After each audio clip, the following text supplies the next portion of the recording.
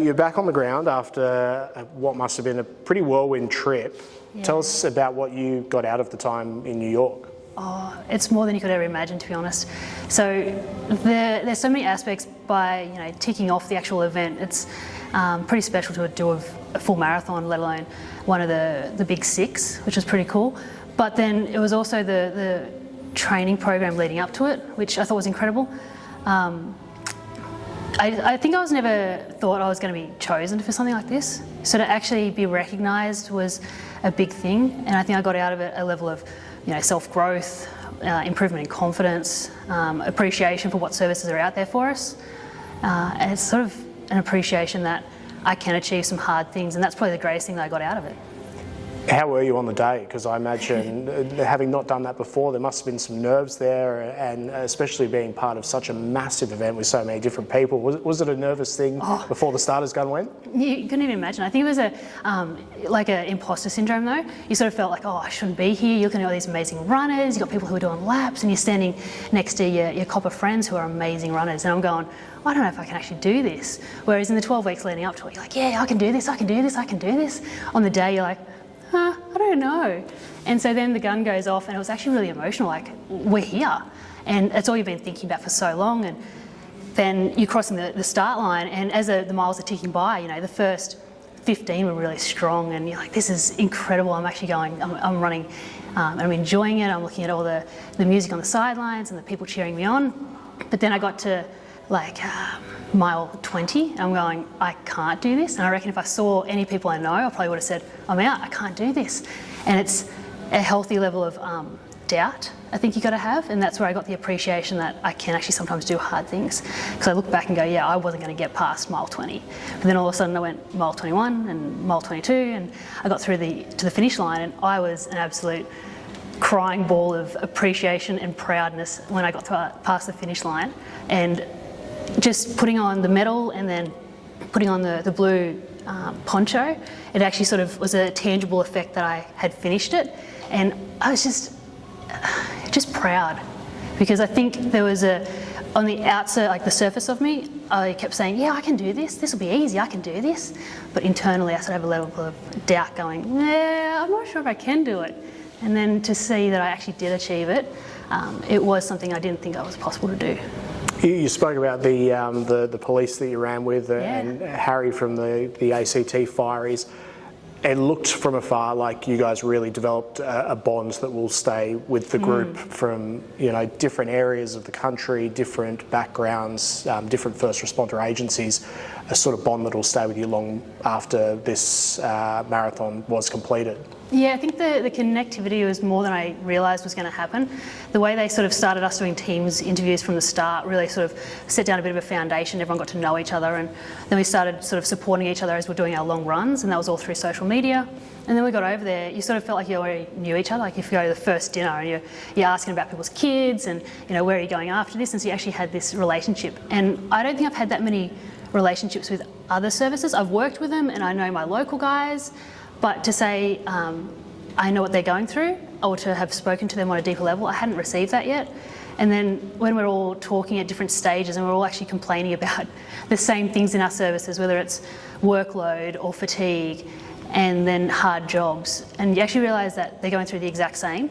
Or then there's people who are like Harry, who's doing the volunteer aspect with a full-time job, and you sort of take a step back and go and appreciate for what you have and how hard it is for him. Or then you look at other people who have kids as well, and they go, it must be hard for them.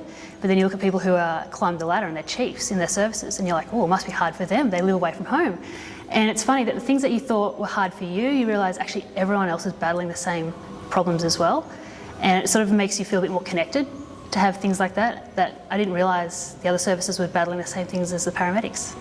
And finishing an event like that, you've got your Fortem shirt on now, and sort of representing Team Fortem and the organisation as a whole.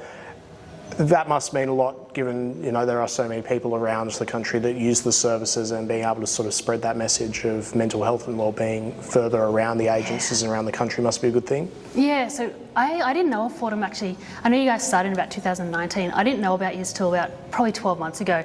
And I sort of dipped my toe into some of your free tickets and I was like, oh, what is this thing going?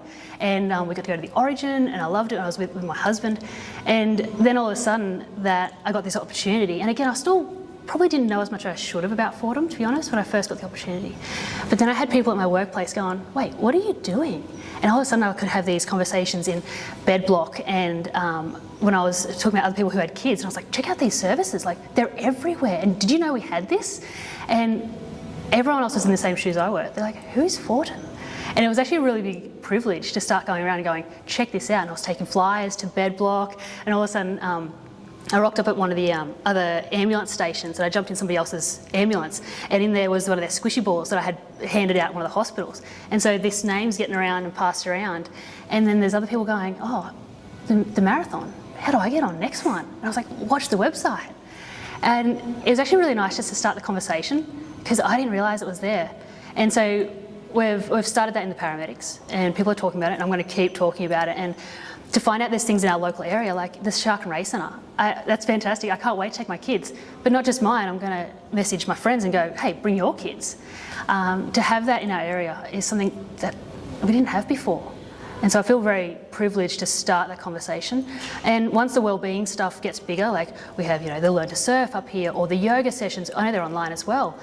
It's something that I'm going to touch in myself, but I'm actually going to tell my colleagues to do as well. And when I was super duper proud post-event, it sort of brought back all these emotions in a positive way post the marathon. And so I actually look forward to, I know the psychology services are there and I'm actually going to touch into them and use them to be a bit of a preventative medicine for future concerns in the workforce. So I'll be a driving force in the area and I'm very proud to be doing that. And just lastly, you've crossed off that full marathon. Do you have something else that you set your mind to now in the future as far as your running goes where, I know some people get the bug after a big event like this and they need that next one to work towards. What's the next sort of little while look like for you now that you're back on the ground? Yeah, so I realised that working towards something was actually really essential. During the 12 weeks we're working on this New York City Marathon, I had some big dips in just mental health just because of workload and financial stresses, and I didn't realise how essential working towards a goal was for me.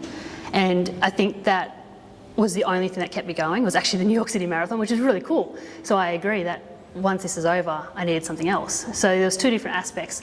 My youngest man, he's only 2, and he's been doing little A's with my 6-year-old. And I was doing the 70 metre run with him as my daughter's running first. And he's running along and he's going, run little legs, run little legs, run little legs.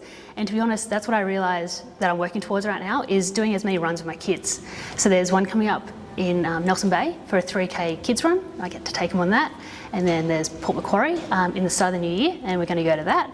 And so I'm just going to actually do as many running events with my kids. But just for a bit of, self growth, I've actually also applied to go do some other marathons, but I'm going to make them to go with my husband, because going to New York City I realised how much I wanted to be with my husband over there, and so I have put us both into the ballot for like Chicago, and we put our ballot in for Berlin, and we're going to make a bit of a goal that maybe every 2 years we might go and do a bit of a big adventure and do some more things, but we'll work towards goals together. I really think goal setting is essential, and it's probably the only way I'm going to keep going through these hard times in my job.